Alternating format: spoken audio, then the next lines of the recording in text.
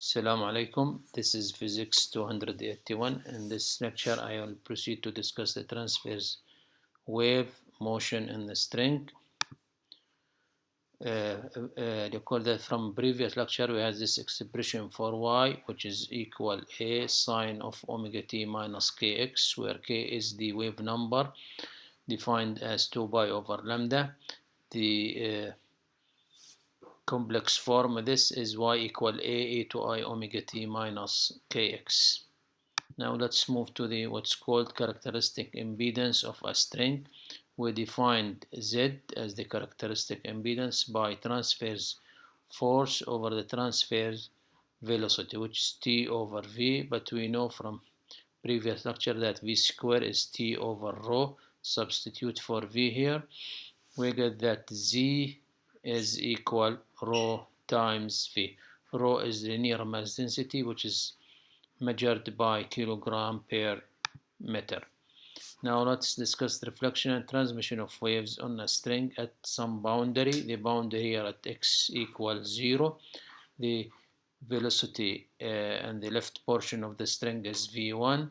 The linear mass density is rho1, and for the right portion of the string, the velocity is v2 and the density is rho2 when a wave is incident from right at the boundary. Part of the wave were reflected and part were transmitted. Now the shape of the incident wave is given by this expression: some amplitude a1 a2 I omega t minus k1x, and for the reflected wave is given by some amplitude b1 a2 I omega t plus because it's to the traveling wave to the left k1x, and for the transmitted is a2 e2I omega t minus k2x k2 because it's another medium. Now we have, in order to find the ratio between b1 over a1 or a2 over a1, we have to match the boundary condition at x equals 0. We know that y is continuous here at 0, and the transverse force is also continuous. So this is the first condition, that y is continuous, and this is that the transverse force is also continuous. The transverse force is given by this expression. We did this in the previous lecture, which is dy by dx at 0 from left times t is equal to t times dy by dx at 0. This is the sign of the angle on the previous lecture. Now, so we have this shape of wave. This is for the incident wave, and this is for the reflected wave. This is the total wave from left, a linear combination, and this is valid for x equal less than 0 or negative, and this is for the transmitted wave.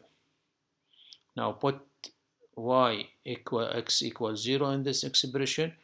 Here 0, 0, 0, we get a1 plus b1 equal a2. This is the first condition. The second condition, we have to derive dy by dx.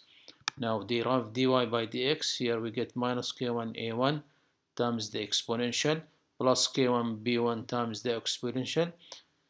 Here the derivative is minus k2 a2 times the exponential, and then substitute 0. We get this equation. Now we can write this equation in terms of v or k. So by writing k as omega over v, that's k1 is omega over v1 and k2 is omega over v2. Omega is the same in the left portion of the string and on the right portion of the string. So now substitute for k1, k2 and use the definition of the impedance.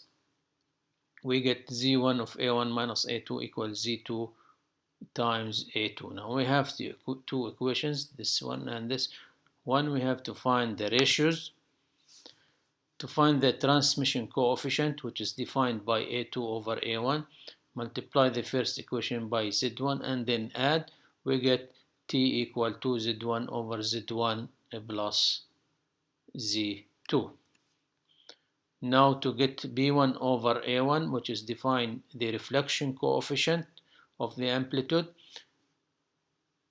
we use the expression in equation 1, and by little algebra we get that B1 over A1 equals Z1 minus Z2 over Z1 plus Z2.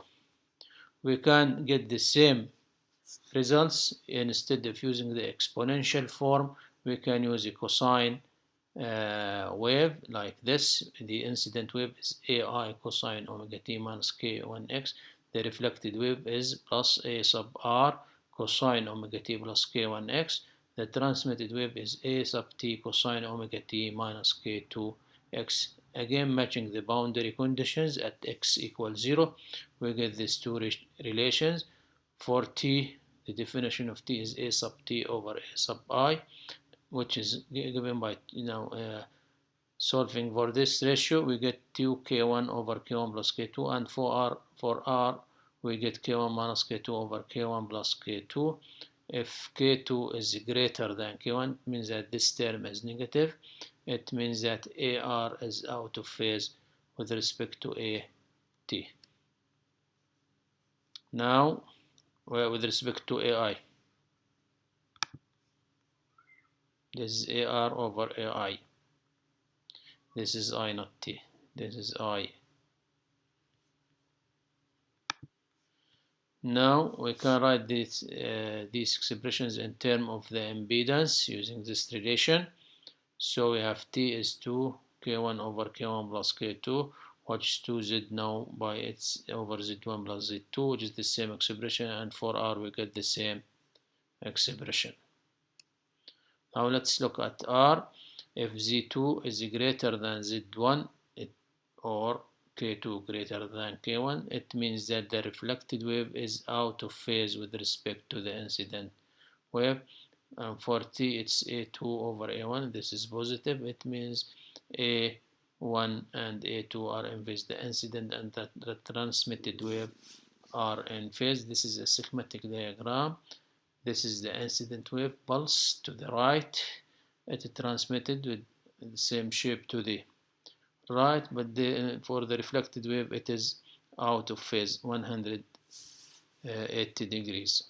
Now if we take Z2 equal infinity or approaches infinity, we get minus 1 here. That's R equal minus 1. It means that A2 is minus A1, and in this case T is 0, nothing transmitted.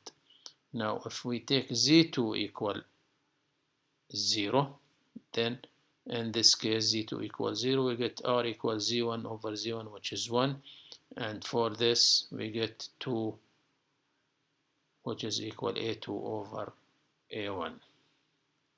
That's it. Thank you.